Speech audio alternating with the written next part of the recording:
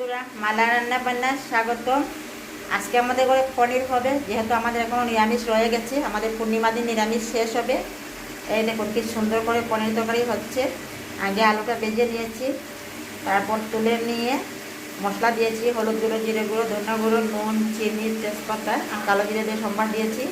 দিয়ে এখন আলু দিয়ে দিয়েছি, পনিরও দিয়ে দিয়েছি। মশলার সাথে পনিরটা ভেজে নেবো। এরকম ভেজে রান্না করলে ভালো হয়। মানুষের আলাদা ভাজে পনির, আমি আলাদা ভাজি না, আমি এইভাবে রান্না করি, খুব ভালো হয় খেতে, হালকা পাতলা, খুবই মজা লাগে। আর এই যে দেখুন জলটা টকবক করে ফুলছে, এটা আমি তরকারিতে দেবো, ঠান্ডা জল দেবো না।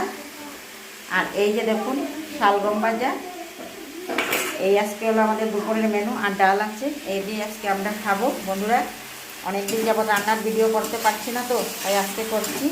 অবশ্যই আপনারা আমার পাশে থাকবেন, লাইক করবেন, কমেন্ট করবেন, শেয়ার করবেন অবশ্যই।